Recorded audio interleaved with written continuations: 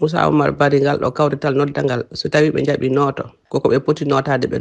notji so tawi ɓe pat ɓe mbawi ar noto koko poti noto ɓe noti si tawi ɓe garani ɓe mbaɗani lawol sabu ɓe garde kala ko juutoyno he ko ɓoyoyno ko ɗo sakkitto ko ɓe accitoɓe laamu ɓe accita laamu suwa ko goɗɗo waɗi ɓe coup d'état ɓe jahano ɓe gardini walla suna ɗo population o waɗa révolté ɓe jalta massivement no ɓe jaltirno waktude IBK wonno président ɓe mbaɗa manifestation aduna o ara walla ɓe jaha ko noon tan wonata ɗum noon foti tan ɓe gara ɓe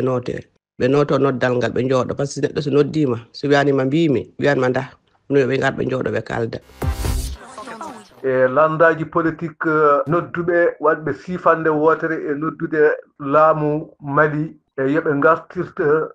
l'ordre constitutionnel woni ɓe tottira laamu ngu civil en a namdima mbete homin jogui jikke so tawi maɓe noote walla maɓe nooto womin de kam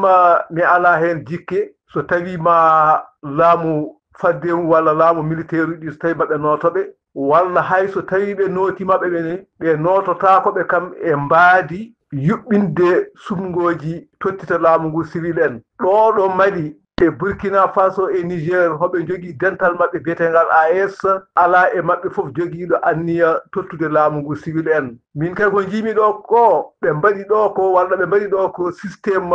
général Doumbouya o nde ƴetti laamu Guinée waɗi coup d'état wi ko gouverné autrement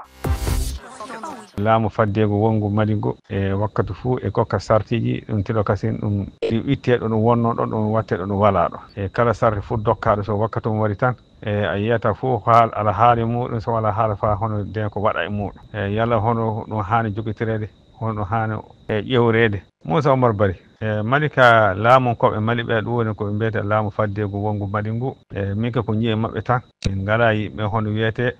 jokkuɓe konngol mumen koɓe kaali hannde fof koɓe kaali hannde so kokki hen sarti fof so o wakkati waɗi fof kamɓe jaati jalta ɓe jetta koye maɓɓe ɗum so laamu no wurno fof e hoolare gikke fof wala e mum nden noon laamu Mali o hoolare gikke fof wala e mum kala koɓe kaali yaaro hoorema wala fof ko latto hen